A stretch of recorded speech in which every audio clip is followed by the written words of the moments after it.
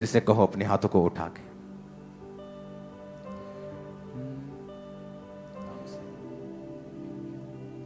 आज वचन आपको लिखना है क्योंकि ये ज्यादा है। पहले मैं इसकी आयतें बोलूंगा, आप इसे लिख लो। इब्रानियों 12 उसकी 1 से 4 आयत, भजन संहिता 37 उसकी 7 आयत,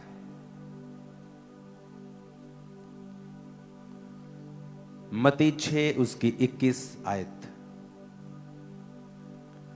रोमियो 5 उसकी 3 से 4 आयत, भजन संहिता 46 उसकी 10 आयत, भजन संहिता 34 उसकी 1 आयत, मत्ती 6 उसकी 18 आयत, इब्रानियों 10 उसकी 24 आयत, याकूब 4 उसकी 6 आयत, यूहन्ना 14 उसकी 23 आयत, कुलस्सियों 3 उसकी 16 आयत, पहला थिस्सलुनीकियों 5 उसकी 17 आयत, इब्रानियों 12 उसकी 1 से 4, फिर से मैं रिपीट कर रहा हूं, भजन संहिता 37 उसकी 7, मत्ती 6 उसकी 21, रोमियो 5 उसकी 3 से 4, भजन संहिता 46 उसकी 10 आयत, भजन संहिता 34 उसकी 1 आयत, मत्ती 6 उसकी 18, इब्रानियों 10 उसकी 24, याकूब 4 उसकी 6, यूहन्ना 14 उसकी 23, कुलस्सियों 3 उसकी 16, पहला थिस्सलुनीकियों 5 उसकी 17। यीशु मसीह ने बाइबल में एक एग्जाम्पल दी है। उसने कहा कि अगर तुम नए दाखरस को पुरानी मशकों में डाल दोगे तो पुरानी मशकें फट जाएंगी और दाखरस खराब हो जाएगा। उसके कहने का मतलब यह था कि अगर तुम्हें नई आशीष चाहिए लेकिन तुम्हारा जीवन जो है वो पुराना है, तो जब नई आशीष तुम्हारे जीवन में आएगी वो तुम उसे कंटेन नहीं कर पाओगे, ठहरा नहीं पाओगे और वो नाश हो जाएगी। जब नए दाखरस को पुरानी मशकों में डाला जाता था तो मशकें जो होती थी वो चमड़े की होती थी। तो जब नए दाखरस को डालते थे तो उसमें गैस बनती थी और पुराने जो मशकें होती थी वो टाइट होने की वजह से जब गैस बनती थी वो फट जाती थी और दाखरस खराब हो जाता था। तो जो दाख का नया रस होता था उसे नई मशकों में डालना पड़ता था, जो लचकीली होती थी कि जब गैस बने, जब वो फैले तो वो फटे ना। तो यीशु मसीह ने ये उनके टाइम की एग्जाम्पल उन्हें इसलिए दी थी कि आपको ये बात समझ आ सके कि अगर आपकी लाइफ में आपको ब्लेसिंग चाहिए, आपको अपने जीवन को न्यू करना होगा। मोस्टली आप लोग इसे ध्यान रखना, कभी भी कई बार आपकी लाइफ में आप चाहते हो आप बढ़ो, आप फाइनेंशियली बढ़ो, आप सेवकाई में बढ़ो, आप इस चीज में बढ़ो, आप इस चीज में बढ़ना चाहते हैं, लेकिन जैसे ही आप कुछ करने की कोशिश करते हैं सडनली अटैक होता है। आप चाहते हैं मैं अपने घर को बनाऊं, जैसे ही आप घर बनाना शुरू करते हैं सडनली फैमिली में कोई प्रॉब्लम शुरू हो जाती है, वो पैसा फिर वहां लग जाता है। सडनली आप चाहते हैं कि मैं अपने बिजनेस को ग्रो करूं, जैसे ही आप ग्रो करना स्टार्ट करते हैं सडनली अटैक किसी और चीज से होता है, आप वो प्लानिंग को खत्म कर देते हैं। और आज हम इन 12 पॉइंट्स में बात करेंगे कि हमें कैसे अपने आप को, अपनी कैपेसिटी को बढ़ाना है। अगर मेरे सामने 1 लीटर का गिलास पड़ा है लेकिन मैं ये चाहता हूं कि मेरे पास 5 लीटर हो, तो मैं जितना मर्जी ताकत लगा लूं, जितना मर्जी जोर लगा लूं, मैं उस 5 लीटर को कभी भी 1 लीटर के गिलास में फिट नहीं कर पाऊंगा। जितना 1 लीटर से ज्यादा होगा वो बह जाएगा। अगर आपकी कैपेसिटी, अगर आपके आपके अंदर जो कैपेसिटी है परमेश्वर की आशीषों की, अगर वो 1 लीटर की है, आप अगर कोशिश भी करेंगे 2 लीटर डालने की, बाकी सारा वेस्ट हो जाएगा, अंदर वही रहेगा जो 1 लीटर का है। आप अपनी लाइफ के उसी लेवल पे रहोगे, कोई शक नहीं, चाहे आप जितना मर्जी चाहते हो कि मुझे नेक्स्ट लेवल पे जाना है, मुझे नेक्स्ट लेवल पे जाना है, मुझे अपनी लाइफ में अगले लेवल पे जाना है, आप उसे नहीं कर सकते जब तक आप अपने बर्तनों को बड़ा और चौड़ा नहीं करते हैं। इसका मतलब अगर आप परमेश्वर की ब्लेसिंग को चाहते हैं, आपको इनसाइडली काम करना पड़ेगा, अपने ऊपर काम करना पड़ेगा, आपको यह काम करना पड़ेगा कि आपकी जो कैपेसिटी है परमेश्वर से रिसीव करने की वो बढ़े, आपके जो बर्तन हैं परमेश्वर उन्हें बड़ा और चौड़ा करे, ताकि परमेश्वर जब आशीषों को उंडेले या आप जब उसके लिए मेहनत करें तो आपकी मेहनत जो है वो कभी व्यर्थ ना जाए। कितने मेरी बात को समझ रहे हैं? मैंने हजारों लोगों को बोलते हुए सुना है कि जैसे ही हम अपना मकान बनाने की कोशिश करते हैं, सडनली हमारे जीवन में कुछ अटैक हो जाता है, फैमिली मेंबर बीमार हो जाता है, उसके ऑपरेशन पे खर्चा करना पड़ जाता है। जैसे ही मैं चाहता हूं कि चर्च बढ़े, जैसे ही मैं चाहता हूं हम ग्रो करें, सडनली कुछ ना कुछ हो जाता है। और मैं आपको एक बात बताना चाहता हूं कि हर एक चीज शैतान नहीं करता है। याकूब 4 उसकी 6 आयत को हम पढ़ेंगे। जो पहला काम आपको करना है, अगर आप ये चाहते हो कि आप अपनी लाइफ में ग्रो करो, वो फाइनेंस में हो, फैमिली में हो, वो स्पिरिचुअल लाइफ में हो, आपकी कैपेसिटी अगर नहीं बढ़ेगी तो आप चाहे अच्छे हैं, 1 लीटर का बर्तन भी बर्तन ही है, वो भी अच्छे काम करता है, मालिक के पीने में काम आता है, पर वो 5 लीटर अपने अंदर नहीं समा सकता जब तक हम उसकी कैपेसिटी को बड़ा नहीं करेंगे, जब तक हम उसे दोबारा से खोल कर उसके चीज़ों को बढ़ाकर फिर से लोहा ऐड करके फिर से चीज़ें ऐड करके उसको बड़ा नहीं करेंगे, तब तक वो आशीष उसमें समा नहीं सकती। तो हमें आज पवित्र आत्मा से ये मांगना है कि पवित्र आत्मा मुझे, मेरी आंखों को खोल, मेरी समझ को खोल दे, ताकि मेरे जीवन में मैं अपनी कैपेसिटी को बढ़ा सकूं। जैसे ही परमेश्वर ये देखता है कि इस आदमी की, इस बहन की, इस भाई की कैपेसिटी 1 लीटर से 4 लीटर की हो गई है, वो 1 दिन लगाएगा, 1 सेकंड लगाएगा उसे 1 से 4 करने में। अदरवाइज आप रोज रोएंगे, आप रोज कहेंगे परमेश्वर को, लेकिन जब परमेश्वर आपकी लाइफ को देखेगा, वो देखेगा कि पुरानी मशकों में मैं नया दाखरस नहीं डाल सकता। अगर तुझे नया कुछ चाहिए, अगर तुझे लाइफ में एक नई ब्लेसिंग चाहिए, नया लेवल चाहिए, तुझे अपनी मशक के ऊपर काम करना पड़ेगा, तुझे अपने जीवन के ऊपर काम करना पड़ेगा, तब तक ये आशीषें जो तू मांगता है पॉसिबल नहीं है। पहला काम जो आपको करना है वो है ह्यूमिलिटी एंड रिपेंटेंस। पहला काम आपको करना है, नम्र बनना है और तौबा के हृदय में हमेशा रहना है। इसका प्रूफ टेक्स्ट है याकूब 4 उसकी 6 आयत। लिखा, वह तो और भी अनुग्रह देता है, इस कारण यह लिखा है कि परमेश्वर अभिमानियों का विरोध करता है पर दीनों पर अनुग्रह करता है। आमीन। लिखा है, wherefore he said, God resisteth the proud but giveth grace unto the humble। यहां पर एक समझने वाली लाइन है, लिखा God resisteth the proud। कौन अभिमानियों का विरोध करता है? शैतान के परमेश्वर? अपने पड़ोसी को बोलो, कौन करता है? शैतान के परमेश्वर। कौन करता है? बोलो अब, कौन करता है? यानी आपको जो स्टॉप कर रहा है कई बार, वो शैतान नहीं है, वो परमेश्वर है।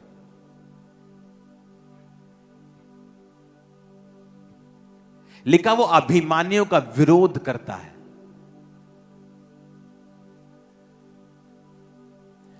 जब योना नबी परमेश्वर से प्राउड में कुछ बातें बकवास बार रहा था, तो परमेश्वर ने एक कीड़े को भेजा,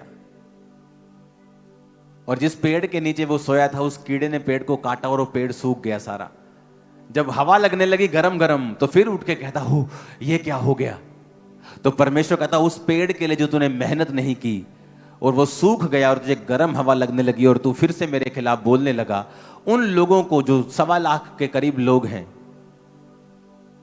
उन लोगों को मैं कैसे छोड़ दूं और कैसे उन्हें नाश होने दूं। यानी परमेश्वर को यह भी पता है कि कौन सा कीड़ा भेजना है पेड़ को सुखाने के लिए, और कीड़े ने भी परमेश्वर की कमांड ली। वो उन चीजों का इस्तेमाल करता है फिर आपका विरोध करने के लिए। सडनली वो फाइनेंस का फ्लो आपका रोक देगा, सडनली कुछ चीजें आपकी लाइफ के साथ होंगी, आप बोलेंगे ओ ये क्या हो रहा है। क्योंकि परमेश्वर आपको देख रहा है कि आप हम्बल इनफ नहीं हैं, आप इतने नम्र नहीं हैं कि जिस चीज के लिए आप मेहनत कर रहे हैं वो आपको उस कुर्सी पे बिठा दे।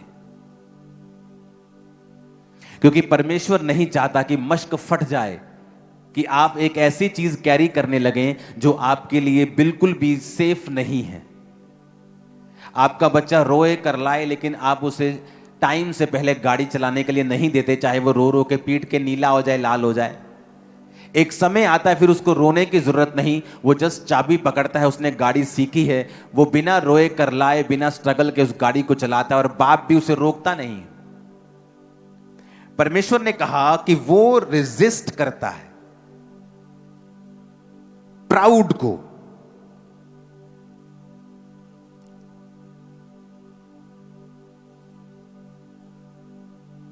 कि नहीं माफ करना अपनी दरानी नू, जाओ इन्हें मेरे खिलाफ आ गल की सी। पैसे का प्राउड, घमंड, ज्ञान का, सामर्थ का,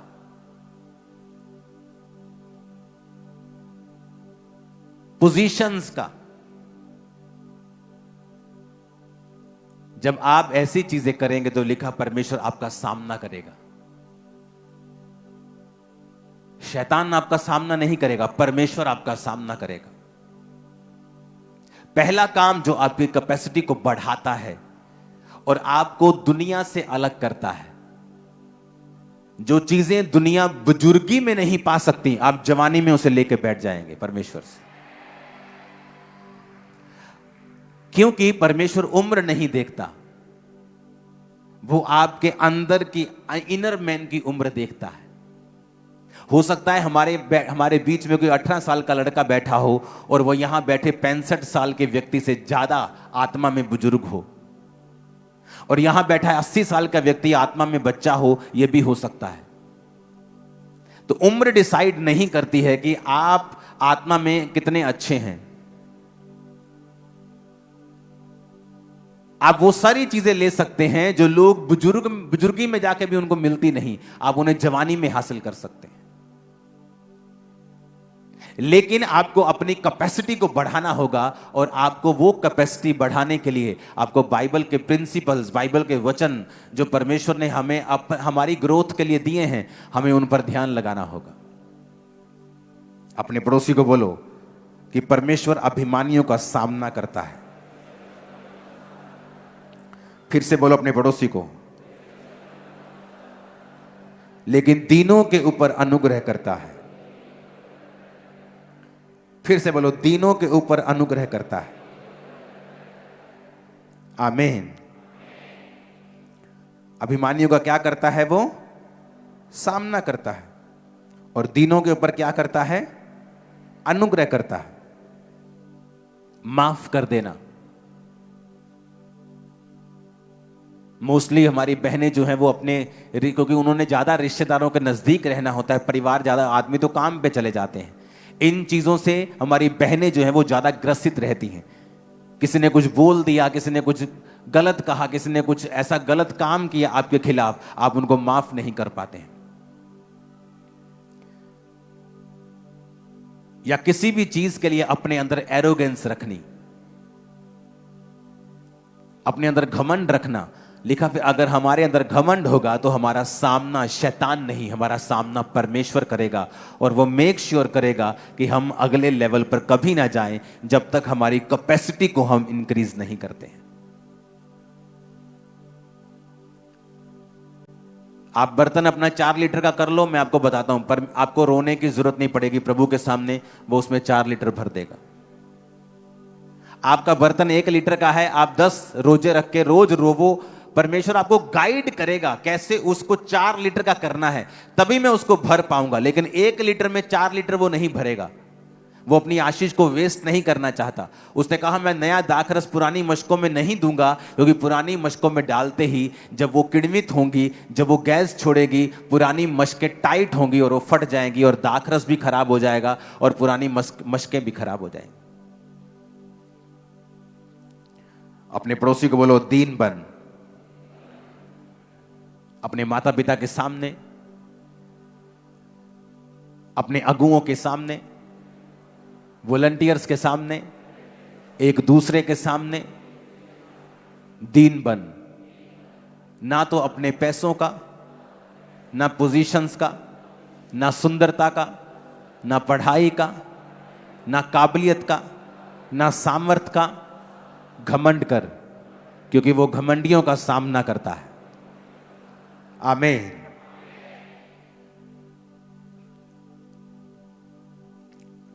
क्योंकि सामना करने वाला तो परमेश्वर है, तो हमें उस परमेश्वर के हाथ से फिर कौन छुड़ाएगा। अगर तो सामना करने वाला शैतान हो तो हम उसका सामना करेंगे, तो बाइबल कहती है जब तू शैतान का सामना करेगा वो तेरे सामने से भाग जाएगा। लेकिन अगर सामना करने वाला ही परमेश्वर हो, ऐसे पाप जो हमने कन्फेस नहीं किए घमंड को दर्शाता है।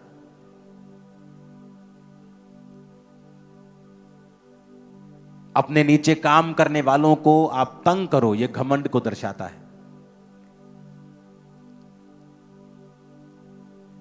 जहां पर आपकी पावर है आप उसका मिसयूज करो, यह घमंड को दर्शाता है। और वचन कहता है जहां घमंड होगा वहां परमेश्वर खड़ा हो जाएगा।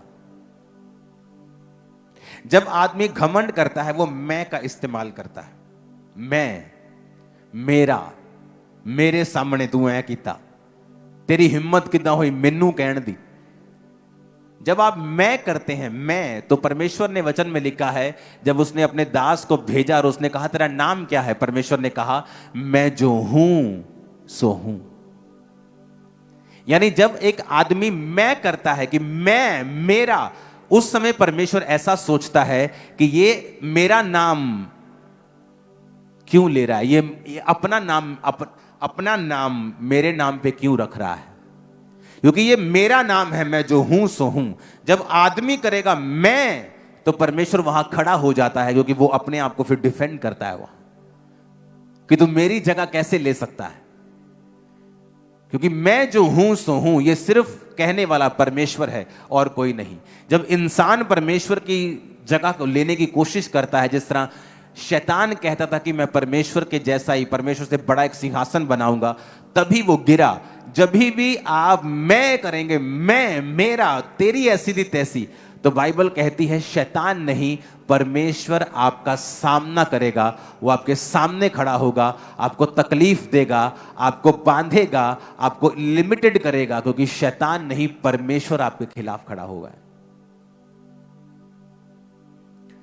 मेक श्योर जब आप चर्च में आए एक दूसरे को ग्रीट करें, वॉलंटियर्स को ग्रीट करें, वॉलंटियर्स आपको ग्रीट करें, हाथ जोड़कर आपकी वो वेलकम करें, आप भी हाथ जोड़कर उनके वेलकम को स्वीकार करें।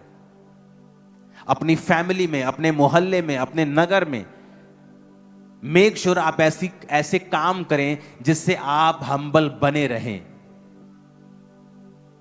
इस चर्च को उठाने से पहले ये मेरी एक आदत होती थी कि मैंने पास्टर्स के पैरों को धोया है दूध से, 1 2 नहीं, लाइन्स, बिग लाइन।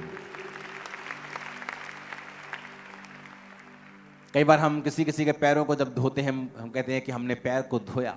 मैंने हर पास्टर के पैर को धोया। हर आदमी आपको ये गवाही देगा जिसने मुझे 15 साल जो पहले मिला होगा। ऐसे कामों को जानबूझ के करें जिससे आप हम्बल बने रहें। कई बार आपकी पोजीशन इतनी हाई होती है, आप इतने अनॉइंटिंग में होते हैं, आप इतने पावरफुल होते हैं दोनों तरफ से, स्पिरिचुअली, फिजिकली, सांसारिक दृष्टि से भी आपका घमंड में आना स्वाभाविक होता है, लेकिन अगर आप स्पिरिचुअल हैं, आपको मालूम है, आप वही काम करते हैं जिससे आप हम्बल बने रहें।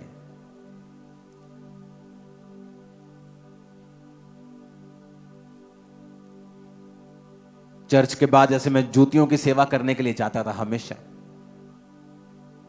अब चर्च में अंदर एक जो जूता घर बन रहा है वहां मैं फिर सेवा करूंगा क्योंकि वो कंट्रोल्ड है, वहां पे 4 दीवारी है। अब तो मैं करूंगा तो लोग वहां पे डिलीवरेंस के लिए आ जाएंगे, मुझे छोड़ेंगे नहीं। तो अब जब अंदर जूता घर बन रहा है वो कंट्रोल्ड इन्वायरमेंट में, फिर आपको मैं जूते की सेवा करता हुआ नजर आऊंगा। रीजन, मैं अपने आप को हम्बल रखना चाहता हूं ताकि मैं आगे बढ़ूं।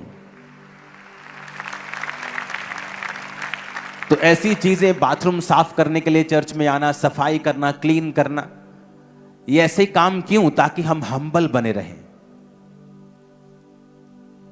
क्योंकि अगर हम हम्बल नहीं हैं तो परमेश्वर हमारा सामना करता है, शैतान नहीं। शैतान सामना करे आप जीत जाओगे, लेकिन अगर परमेश्वर आपका सामना करे आपको वेट करना पड़ेगा, आपको सफर करना पड़ेगा। आप कुछ नहीं कर सकते, आप कुछ नहीं कह सकते, आप भला बुरा कुछ नहीं बोल सकते, आपको साइलेंट रहना पड़ेगा, आपको वो सारा कोर्स लेना पड़ेगा, एक एक चीज आपको सहनी पड़ेगी। आप कुछ नहीं कर सकते, बोल के आप बिगाड़ सकते हो, परमेश्वर के खिलाफ सुधार नहीं सकते। तो परमेश्वर प्राउड लोगों का सामना करता है। मैं सामना कर, तूने कैसे कहा? मैं, मेरा नाम है मैं जो हूं सो। वो सॉन्ग है ना, मैं जो हूं सो हूं, मेरा नाम है मैं जो हूं सो हूं, मेरा नाम है। किसका नाम है मैं जो हूं सो हूं? परमेश्वर का। कहता मेरा नाम है मैं जो हूं सो हूं। अपनी लाइफ में किसी चीज का घमंड मत करना, क्योंकि 6 महीने में परमेश्वर सारी सिचुएशन चेंज कर देता है।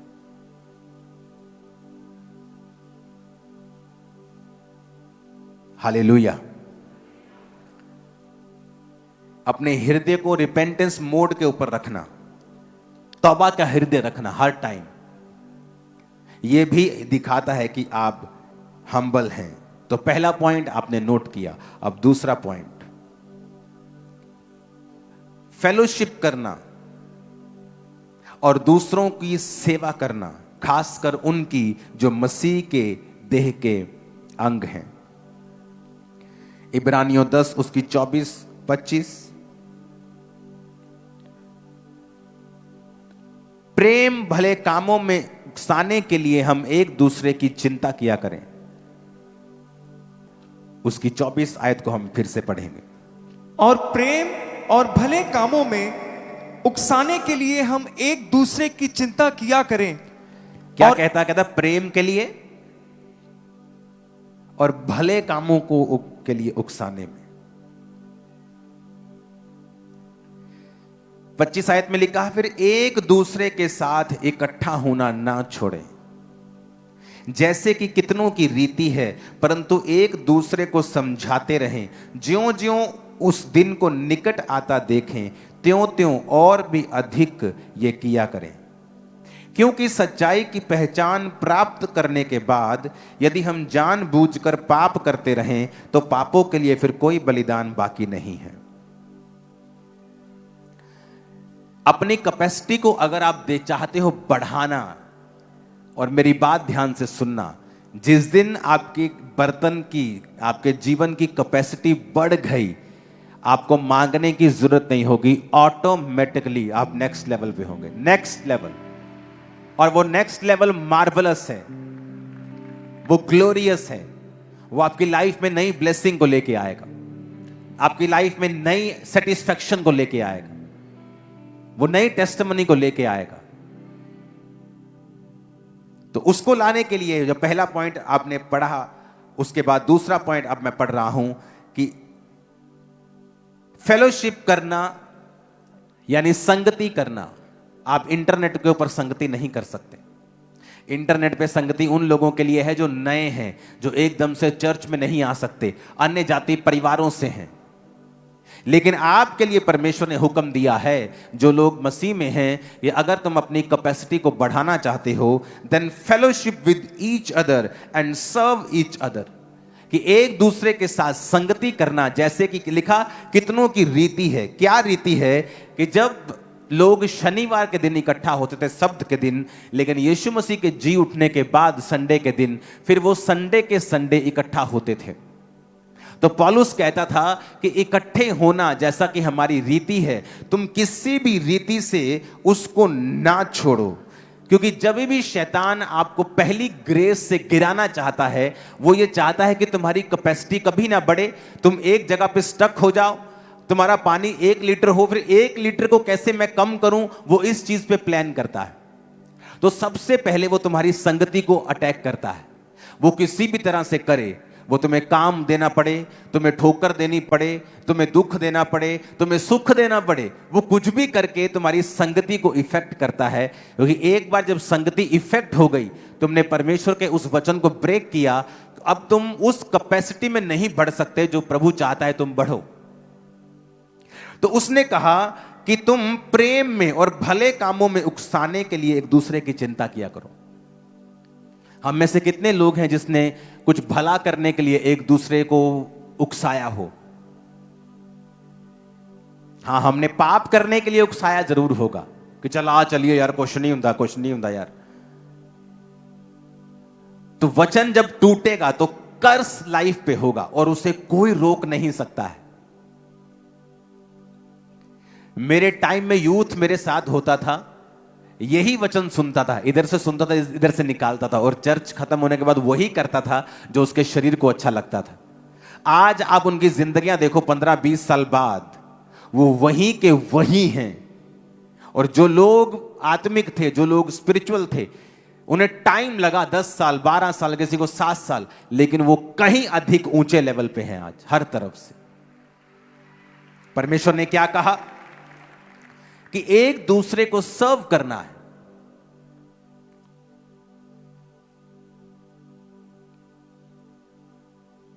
हालेलुया। आप जानते हैं, आप में से बहुत से लोगों के, यूथ के लोगों के मन में यह इच्छा है, अगर पास्टर जी कहेंगे, अगर पापा कहेंगे मैं चर्च में सेवा करूं तो मैं करूंगा। ये एक रॉन्ग एग्जाम्पल है। वचन कहता है सर्व ईच अदर, सर्व गॉड। आपको मेरी कॉलिंग की जरूरत नहीं है कि मैं आपको बोलूं कि भाई आप चर्च में सेवा किया करो। आप अकाउंटेंट हैं, आप चर्च में कुछ काम करो। आप वीडियोग्राफी करते हैं, आप चर्च के लिए काम करो। आप कैमरा चलाते हैं, आप चर्च के लिए चलाओ। मुझे कहने की जरूरत नहीं होनी चाहिए। अगर आपको आपकी कैपेसिटी बढ़ानी है, मेक श्योर आप चर्च के कामों में जुड़े हुए हों सारे।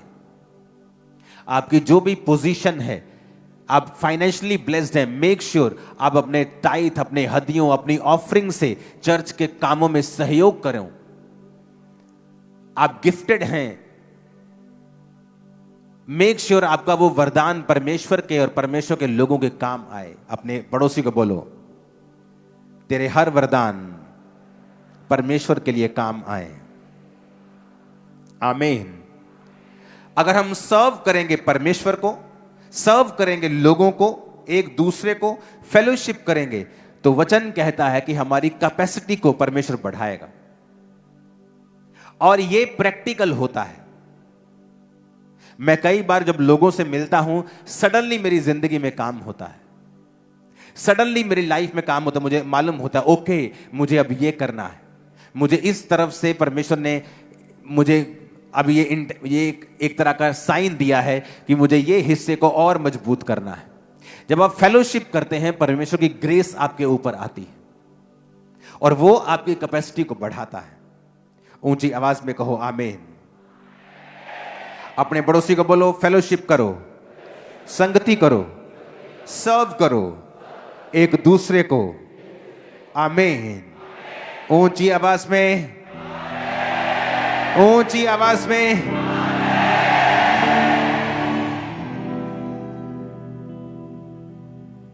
तीसरा पॉइंट है भलापन और उदारपन। अपने पड़ोसी को बोलो, भलापन और उदारपन। आमीन। आप अपनी जिंदगी के रिसोर्सेस कैसे इस्तेमाल करते हैं? आप अपनी जिंदगी के रिसोर्सेस कैसे यूज करते हैं? यह डायरेक्टली इफेक्ट डालता है कि आपकी स्पिरिचुअल कैपेसिटी परमेश्वर कितनी बढ़ाएगा। आपके फिजिकल रिसोर्स, वो पैसा हो सकता है, वरदान हो सकता है, पॉलिटिकल कोई पोजीशन हो सकती है। आप उन्हें परमेश्वर की महिमा के लिए कैसे इस्तेमाल करते हो, यह डायरेक्ट इफेक्ट डालता है कि परमेश्वर आपकी कैपेसिटी को कैसे बढ़ाएगा।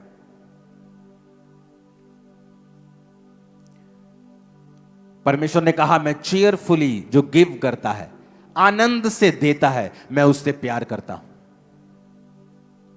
यह नहीं कि हाँ बीच का अनाउंसमेंट हुआ है, मेरा दिल नहीं कर रहा लेकिन मुझे देना पड़ेगा, अनाउंसमेंट हुआ है। कहता वो तेरा दिया हुआ कभी भी काम नहीं आएगा। गॉड लव्स ए चीयरफुल गिवर। जो प्रेम करता है, जो चीयरफुली, जो आनंद के साथ बोता है, परमेश्वर उस पर दया करता है, उसकी कैपेसिटी को बढ़ाता है। अपने पड़ोसी को बोलो, परमेश्वर बढ़ाता है जो आनंद से देता है। आमीन। और अगर आपकी लाइफ में आप मटेरियलिस्टिक हैं, आपको संसारिक चीजों से बहुत प्यार है, आप उस गाड़ी के लिए जो आपकी फेवरेट है पाप भी कर सकते हैं, तब भी परमेश्वर आपकी कैपेसिटी को नहीं बढ़ाते। हमारे जीवन में पैसा होना चाहिए। यह बाइबल भी ऐसा कहती है कि आपके पास वो सब कुछ हो जो आपको करने के लिए, प्रभु की महिमा करने के लिए चाहिए। इस मिनिस्ट्री को पैसा चाहिए हर टाइम, ऐसे टारगेट्स हमारे आगे सेट होते हैं, लेकिन वो मटेरियलिस्टिक में नहीं आता है। मटेरियलिस्टिक वो आदमी होता है जिसका ध्यान सिर्फ इस चीज पे है कि उसको अपने जीवन में क्या चाहिए, उसको कैसा घर चाहिए, कैसी उसको अपनी लाइफ चाहिए, कैसी गाड़ियां चाहिए, पॉश जीवन चाहिए, उसे स्टार बनना है इंटरनेट का। परमेश्वर ने कहा जो मटेरियलिस्टिक आदमी है वो भी परमेश्वर के सामने अपनी कैपेसिटी को बढ़ा नहीं सकते। जब आप उदार होते हैं, जब आप भले होते हैं, आप अपने रिसोर्सेस को, जो आपके फिजिकल रिसोर्सेस हैं, आप दूसरों के भलों के लिए उसे इस्तेमाल करते हैं। कैसे परमेश्वर आप पर भरोसा रखेगा कि आपके सामने एक व्यक्ति भूखा मर रहा हो और आप अपनी जेब से पैसा ना निकालें उसको कुछ देने के लिए? हालेलुया। ऐसा कैसे पॉसिबल है कि वो आपको देखे और आप इस तरह के हो कि दूसरों की कोई भी प्रॉब्लम जो है आपको हर्ट नहीं करती, आपको दूसरे की प्रॉब्लम से कोई मतलब नहीं है।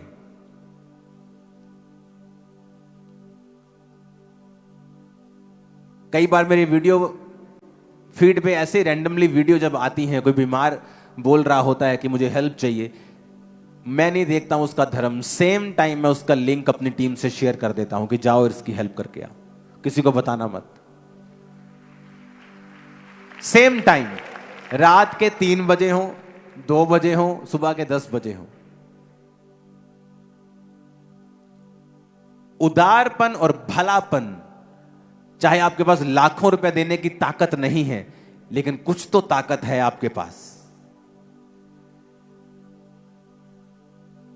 अपने हार्ट को अगर हम सख्त रखेंगे, सख्त आदमी बनेंगे अगर हम, तो तब भी परमेश्वर आप पर कृपा नहीं करते, वो आपकी कैपेसिटी को नहीं बढ़ाते।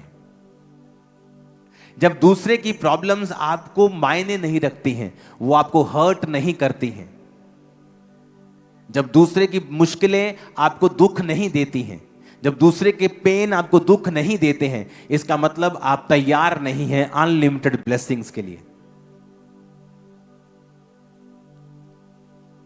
हालेलुया। अगर मेरी बुलाहट थोड़ी डिफरेंट किस्म की है, मुझे सिर्फ स्पिरिचुअल काम करने हैं, मैं इधर उधर नहीं जा सकता। लेकिन मैं आपको ये बता सकता हूं, अगर खुदा ने चाहा, मैं जानता नहीं क्या उसकी मर्जी है, अगर मैं हॉस्पिटल खोलूंगा तो सबसे बेस्ट और सबसे सस्ता हॉस्पिटल आपको खोल के दिखाऊंगा। मैं आपको बता रहा हूं, ये मेरे हार्ट में है। लेकिन मैं चाहता नहीं हूं कि मेरी कोई भी चीज मेरी स्पिरिचुअल लाइफ को, क्योंकि एंड में आप जो भी करते हैं, खोलते हैं, आपको मॉनिटर उसे करना पड़ता है, आपको उसे देखना पड़ता है, समय देना पड़ता है। और मेरा समय वही है जो मैं परमेश्वर को दे रहा हूं, ताकि स्पिरिचुअल लाइफ और आपकी स्पिरिचुअल लाइफ ग्रो करे और परमेश्वर का आत्मा मुझे डायरेक्ट मैसेज दे।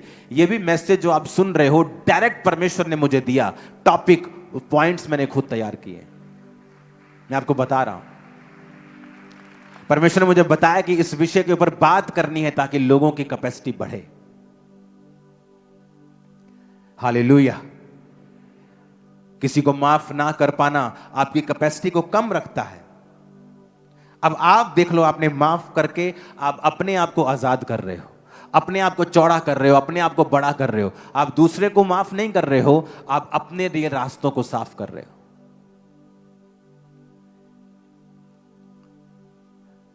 किसी की प्रॉब्लम आपकी प्रॉब्लम होनी चाहिए। वचन कहता है दुखी होने वालों के साथ दुखी हो वो। चौथा पॉइंट जो आपके लिए है वो है फास्टिंग और सेल्फ डिनायल, रोजे रखना और अपने आप का इनकार करना। मत्ती 6 में इसकी उदाहरण परमेश्वर ने हमें दी है, ताकि तेरा पिता जो गुप्त में है उस तुझे उपवासी जाने, लोग नहीं। प्रार्थना के विषय में भी परमेश्वर ने कहा कि जब तू अपने प्रार्थना कक्ष में जाए तो कुंडी बंद करके अपने आप को डिस्कनेक्ट कर दे लोगों के साथ। परमेश्वर को रोज अपना फेस दिखाना, परमेश्वर के साथ रोज एक समय बिताना, और ऐसी जगह के ऊपर जहां आप डिस्ट्रैक्ट ना हो, जहां और कोई व्यक्ति आपके साथ ना हो। Very important. सेल्फ डिनायल, अपने आप का इनकार करना। अगर आप अपने क्रूज को, बाइबल कहती है, आप रोज प्रतिदिन उठाकर परमेश्वर का पीछा नहीं करते हैं तो आप उसके चेले नहीं हैं। ऐसे बहुत से परमेश्वर के दास हैं जिन्होंने बड़ी बड़ी डिग्रियां हासिल की और परमेश्वर के पीछे चले और अपनी डिग्री को फाड़ा नहीं, और परमेश्वर की आत्मा ने कहा इसे फाड़ दे, लेकिन उन्होंने फाड़ा नहीं उसे। इसका मतलब हम अभी भी दोगले हैं, दो मने हैं कि अगर मैं इस चीज में कामयाब नहीं हुआ, सेवा में अगर नहीं बात बनी, तो दोबारा से नौकरी करूंगा। जब तक उस पास्टर ने उस डिग्री को फाड़ा नहीं, तब तक परमेश्वर ने उसे इस्तेमाल नहीं किया। ये सबके लिए नहीं है, खास कॉल्ड लोग जो एक काम के लिए बुलाए गए हैं, खासकर सेवा करने के लिए। और जब उसने अपनी डिग्री को फाड़ा, अपने आप का इनकार किया, एक मन हुआ, जिस तरह अलीशा ने अपने बैलों को मार कर लोगों में बांट दिया, वो उन्हें अपने माता पिता के हाथ में भी कर सकता था, ठेके पर दे सकता था, किराए पर दे सकता था कि मेरे को इनकम आती रहेगी, चलो कोई बात नहीं, किराए पे दे दो इसको। लेकिन परमेश्वर ने कहा नहीं, सब कुछ छोड़ के पहले मेरे पीछे हो जाओ। जब परमेश्वर ने मुझे मेरे बिजनेस से बुलाया था, मैंने कोई साइड बिजनेस नहीं किया कि चलो एकदम से परमेश्वर ने कहा इसे लीव कर दे। मैंने नहीं सोचा मैं इतना लाखों का बिजनेस है, चलो मैं इसके लिए कोई योजना बना के आता हूं। मैंने कोई योजना नहीं बनाई। आज तक उस बिजनेस में मैंने कोई प्लान नहीं किया। वो 10-15 गुना कम हो गया, फैमिली उसे संभालती है। जितना एक दिन में कमाते थे उतना महीने की कमाई होगी अब। लेकिन सेल्फ डिनायल, अपने आप का इनकार करना परमेश्वर के लिए, उसकी सेवा के लिए, उसके भवन के लिए, और एक मन रहना, तो फिर परमेश्वर आपको देखता है कि मैं इस बर्तन की कैपेसिटी को बढ़ा सकता हूं। ऐसा नहीं है कि परमेश्वर और लोगों को खड़ा नहीं कर सकता या वो और लोगों को आशीष नहीं दे सकता, लेकिन बहुत कम लोग हैं जो इस तरह से अपने हार्ट को परमेश्वर के लिए ओपन करते हैं। जब मेरा बिजनेस छोड़ने की बारी थी, पीक पर था वो बिजनेस, मैंने उसे छोड़ा। कुछ परमेश्वर ने आग लगा दी वहां, उसमें छूट गया, कुछ मैंने छोड़ दिया।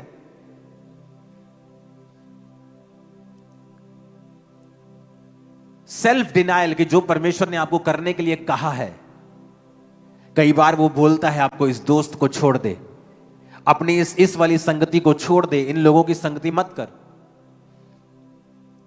लेकिन हमें लगता है कि नहीं, वो क्या कहेंगे, मुझे क्या सोचेंगे, मेरे बारे में क्या सोचेंगे। इसका मतलब आप अभी तक सेल्फ डिनायल में नहीं हैं, अभी तक आपने अपना क्रूस नहीं उठाया है, अभी तक आप अपने आप के लिए मरे नहीं हैं। जब तक आप अपने आप के लिए नहीं मरे हैं, आप यीशु के चेले नहीं हो सकते हैं। वो मैं उसको प्रचार करने के लिए जाऊंगा तो वो मुझे कुछ कह देगा, आप अभी तक अपने आप के लिए मरे नहीं हैं। और मैं उसको प्रचार करने के लिए जाऊंगा, मेरी शिकायत करेगा, मेरा विरोध करेगा, मुझे पुलिस में दे देगा, अभी तक आप अपने आप के लिए मरे नहीं हैं। आप अपने आप से ज्यादा प्यार करते हैं, परमेश्वर से कम। जब आप ऐसा करेंगे, आप खुले नहीं हैं कि परमेश्वर आपकी कैपेसिटी को बढ़ाए। सेल्फ डिनायल फास्टिंग से आता है।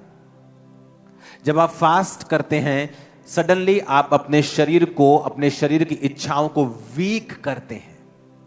अगर आपको व्यभिचार के अटैक होते हैं, फास्टिंग में चले जाओ। अगर आप अपने शरीर को देखना चाहते हो, अपने आप को, अपनी इच्छाओं को मरते हुए, फास्टिंग में चले जाओ। फास्टिंग और सेल्फ डिनायल ये संग संग चलते हैं।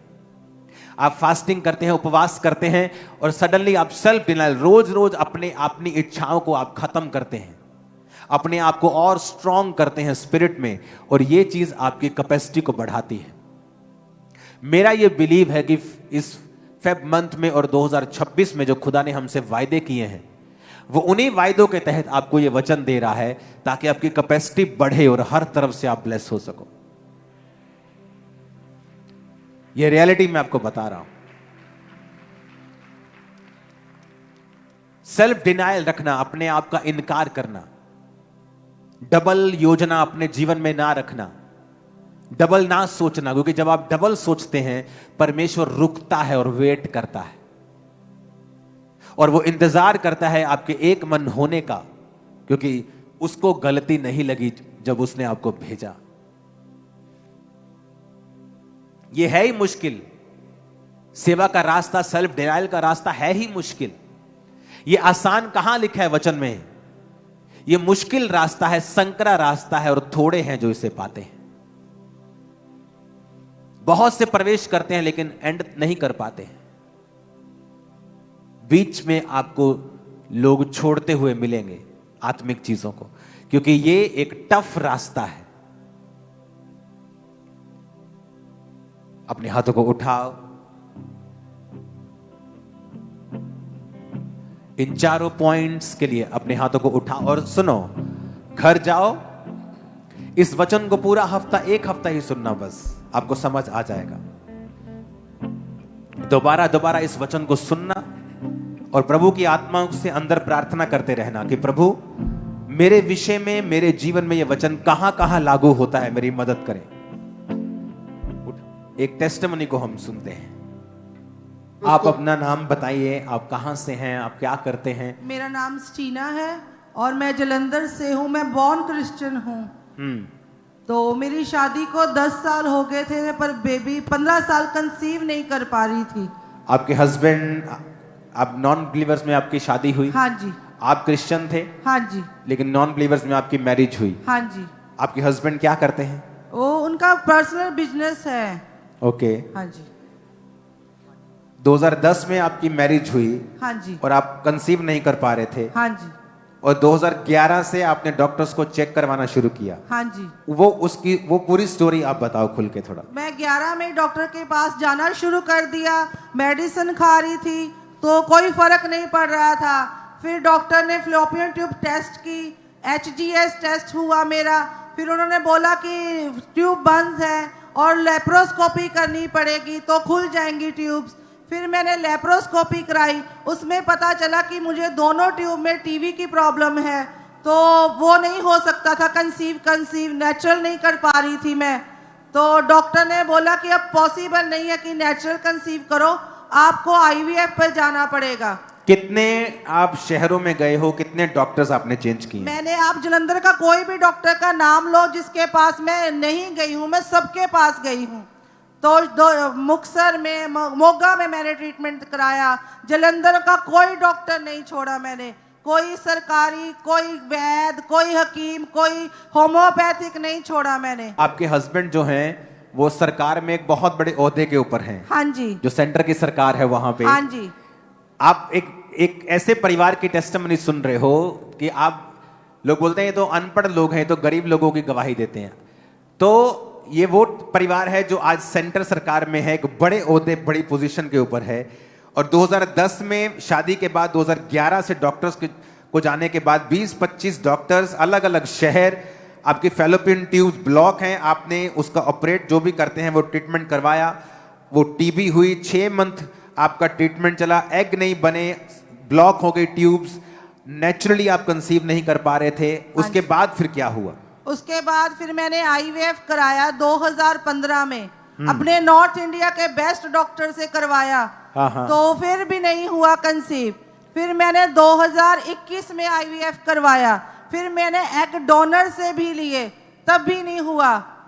तो फिर मैं लगातार चर्च के साथ जुड़ी हुई थी। मैं बॉर्न क्रिश्चियन थी, मैं चर्च तो जाती थी पर जीवित चर्च नहीं जाती थी। मैं 2017 से खामरा चर्च के साथ जुड़ी। फिर मैंने लगातार चर्च आना शुरू किया, मेडिसिन छोड़ दी, मैंने कोई मेडिसिन नहीं ली। फिर आप सब कुछ क्योंकि ले चुके थे, आप आईवीएफ लास्ट ट्रीटमेंट होता है, आपने वो भी करवा के देख लिया, आपने दूसरों के एग्स लेके भी आपने सब कुछ वो भी करवा के देख लिया, आपने डॉक्टर्स बदले, आपने मेडिसिन खाई, मेडिकल ट्रीटमेंट लिया, आपको लेप्रोस्कोपी जो भी आपको ट्रीटमेंट होता है वो आपने लिया। अब डॉक्टर कहना शुरू हो चुके थे कि कंसीव होना अब इम्पॉसिबल हो चुका है। हाँ जी, 2 बार आईवीएफ के बाद फिर बॉडी कंसीव नहीं कर पाती।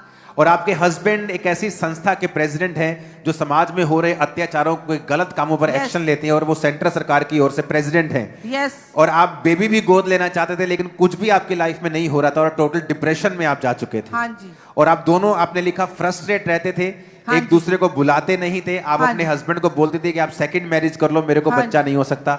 टोटल डिप्रेस, हर टाइम रोते रहते थे, डिप्रेस रहते थे। Yes father. तो मैं अपने हस्बैंड को बोलती थी, हम दोनों में काफी बॉन्डिंग अच्छी थी। मैंने अपने हस्बैंड को बोला, चलो मेरी किस्मत में नहीं, आपकी किस्मत तो बेबी हो, आप जब बेबी आपके होगा तो मैं खुश हो जाऊंगी, आप दूसरी शादी कर लो।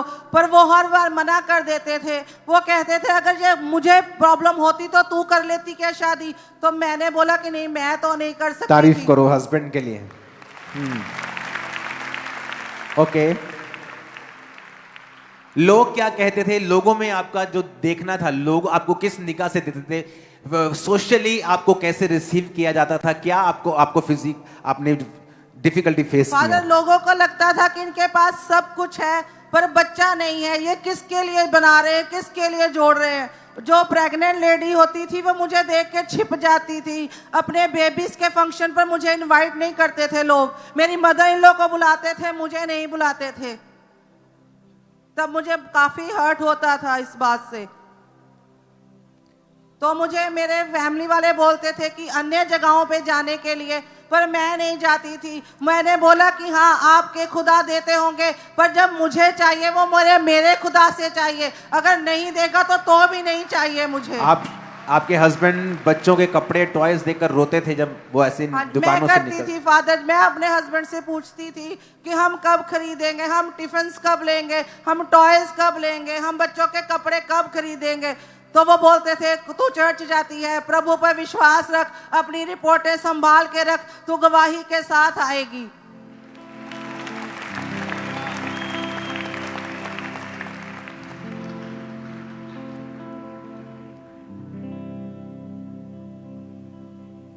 आपने लिखा, अपने टेस्टिमनी सुनेगी, जिनके पास यूट्रस भी नहीं थे प्रभु ने उनको भी दिए बेबी, तो मुझे भी वो देगा। यस, मेरे पास तो यूट्रस था फादर, जिनके पास नहीं था उनको भी इस चर्च में बच्चे हुए हैं। तो मेरा तो सब कुछ ठीक था, मुझे क्यों नहीं मिलेगा। को बड़ा दिमाग लगाने की भी जरूरत नहीं इस गवाही को सुनने के लिए। फैलोपियन ट्यूब से शुरुआत होती है, दोनों ब्लॉकेज। वो जो लेप्रोस्कोपी क्या होता है? एक तरह का ऑपरेशन करवाया हाँ जी, ऑपरेशन के साथ ऑपरेशन हुआ, उसके बाद टीबी हो गई, वो हिस्सा चलो अभी कहते हैं अब इम्पॉसिबल है आपका नेचुरली कंसीव करना, इम्पॉसिबल, वो चीज ही अंदर से सूख गई है, वो चीज ही खत्म हो गई, एग नहीं बन रहे हैं। अब आईवीएफ कर लो, कुछ ऐसा कर लेते हैं। दूसरे के एग लेके 2 बार आईवीएफ, 15 में फेल हुआ, 21 में फेल हुआ।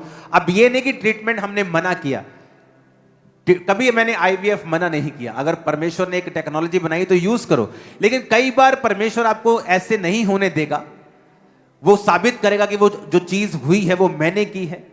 अब ये आप उस टेस्टिमनी को सुन रहे हो जहां बेबीज, दवाइयां हो चुकी थी, ट्रीटमेंट हो चुके थे, 20 से 25 डॉक्टर, बेस्ट डॉक्टर्स, उसके बाद ऑपरेशन, उसके बाद मेडिकल ट्रीटमेंट, दवाइयां, उसके बाद आईवीएफ, उसके बाद 1 बार, फिर 2 बार, दूसरों से एग लेके भी आईवीएफ, कुछ भी काम नहीं किया। 24 नवंबर 2024 को स्पेशल प्रेयर हुई थी कि जिनके बेबीज नहीं हैं उनके लिए स्पेशल प्रार्थना हुई। इन्होंने उस प्रार्थना को रिसीव किया। उसके बाद क्या हुआ आप बताओ, क्या आपकी बॉडी में कुछ चेंज हुआ, कैसे मालूम हुआ नहीं फादर, आपको? मुझे फीवर हुआ था तो मैं चेकअप के लिए गई, तो 11 दिन बाद मेरी रिपोर्ट पॉजिटिव आई। 5 दिसंबर को मैं प्रेग्नेंट थी। हर ओह जीसस, अपोस्टल जी क्या 14 आपको, आपने लिखा यकीन नहीं हो रहा था आपको? नहीं, मुझे, हम दोनों को नहीं यकीन हो रहा था फादर। जब मैंने आपको अपने- बुखार हुआ, आप तो आपको वैसे ही चली गई कि मुझे हाँ, बुखार है, दवाई हाँ लेने गई थी आप, हाँ जी। पर आपको प्रेगनेंसी टेस्ट कैसे कर दिया वो बुखार उन्होंने में? कहा कि आपके सिम्टम लग रहे हैं, हमें आप टेस्ट कर लो एक बार। आपके प्रेगनेंसी वाले सिम्टम लग रहे हैं, आप टेस्ट करो। हाँ जी।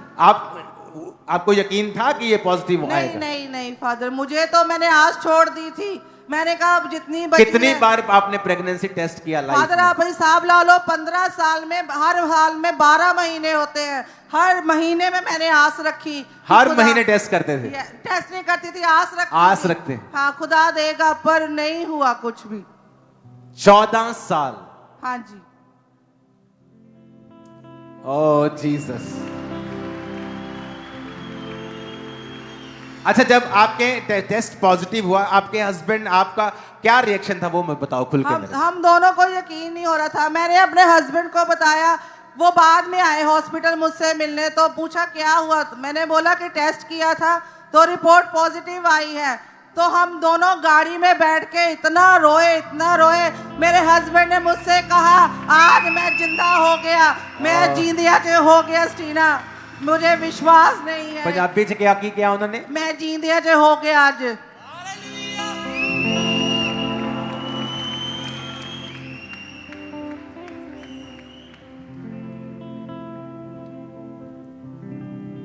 उसके बाद आपकी प्रेगनेंसी चली।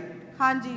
7th मंथ स्टार्ट होने में क्या हुआ, आपने लिखा है कुछ? फादर, मुझे पेन स्टार्ट हो गई। 6 मंथ कंप्लीट हुए थे, 7th मंथ के 2 दिन ऊपर हुए थे बस, मुझे पेन स्टार्ट हुई। मैं डॉक्टर के पास गई चेकअप करवाने, तो उन्होंने बोला कि आपके यूट्रस का मुंह खुल चुका है और बेबी की बैक बाहर आ रही है, तो हमें आपको रखना पड़ेगा हॉस्पिटल में। हम रात इंतजार करेंगे कि बेबी अपने आप घूम के ऊपर चला जाए, तो हम वेट कर लेते हैं।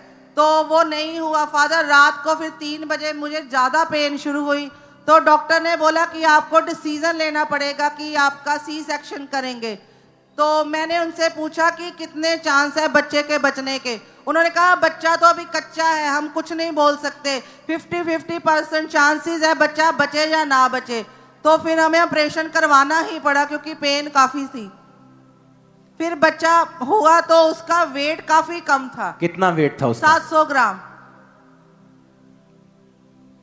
आप सोचते हैं ना, अंदर जो हालत होती है उस औरत की जो इतने ट्रीटमेंट ले चुकी है, अब उसके अंदर नेचुरली पॉसिबल नहीं है बेबी जाना, लेकिन परमेश्वर की आत्मा ने उसे डाल दिया है और शैतान अभी भी उससे फाइट कर रहा है। कि परमेश्वर ने जो दिया, शैतान अभी भी फाइट कर रहा है कि तेरे को दे तो दिया परमेश्वर ने, लेकिन मैं तुझे छोड़ूंगा नहीं।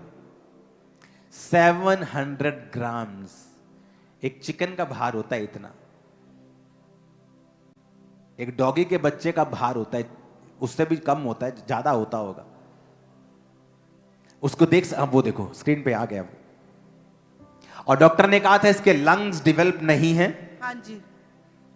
और इसके और platelets इंजेक्शंस भी लगते रहे इसको, हाँ जी। सांस नहीं आती थी, हाँ जी। बॉडी भी इसकी डेवलप में थी, शरीर भी, स्किन भी लाल थी, हाँ जी। लेकिन आप प्रेयर करते रहे, यस प्रेयर टावर से प्रेयर करते रहे, Yes. रिकवरी स्टार्ट हुई, Yes. सांस आने लगी, हाँ जी। और आपने लिखा डॉक्टर शॉक्ड थे कि बच्चा हाँ बच जी। कैसे गया। हाँ जी फादर। ओ जीसस। हालेलुया। जब हॉस्पिटल से छुट्टी मिली, आप बच्चे को सीधा चर्च में लेके आए, Yes, Father. और शादी के 15 साल बाद परमेश्वर ने आपको गर्ल के साथ ब्लेस किया है। हाँ जी। और जितनी आपकी फाइनेंशियल, आपके 20 लाख रुपए लगा था, हाँ जी, Father. गाड़ी बिक गई थी, हाँ जी। घर सब हो गया था, हाँ जी। अब आपका फाइनेंस रिस्टोर हुआ है। हाँ जी, क्या Father. क्या है आपके पास? हमारे पास 3 गाड़ियों के साथ परमेश्वर ने ब्लेस किया, 2 घरों के साथ ब्लेस किया, अब नया घर और लेने जा रहे हैं फादर। ओ जीसस।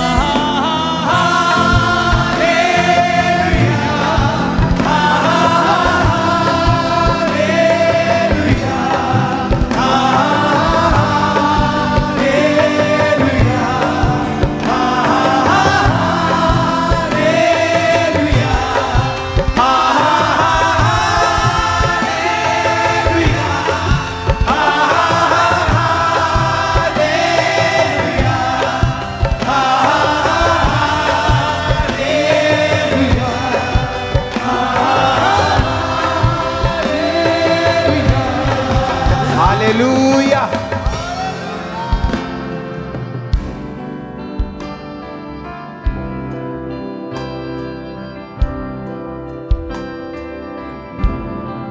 ये टेस्टिमनी एक प्रूफ है कि हमारा परमेश्वर जीवित परमेश्वर है।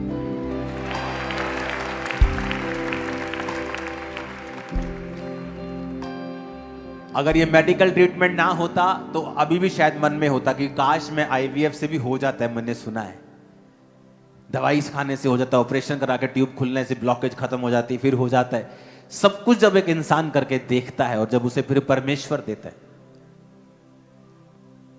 और वो बात मुझे टच की कि हस्बैंड गाड़ी में रोता है और कहता है आज मैं जीवित हो गया हूं, जिंदा हो गया आज।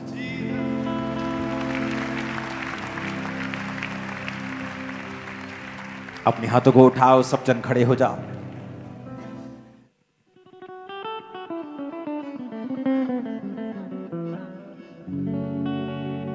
यीशु तेरी आराधना सारे बंधनों नू तोड़ दिंदी है, गमा दिया रस्सियां नू, गमा दिया रस्सियां नू, एक पल विच खोल दिंदी है। यीशु तेरी आराधना सारे बंधनों नू तोड़ दिंदी है।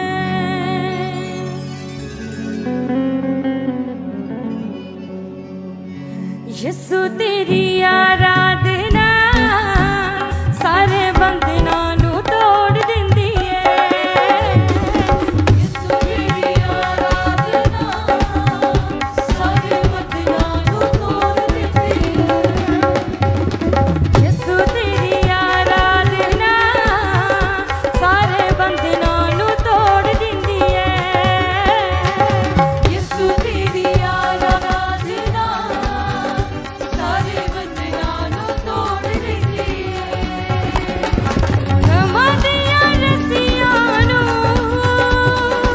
गमा दिया रस्सियां नू, गमा दिया रस्सियां नू, गमा दिया रस्सियां नू, एक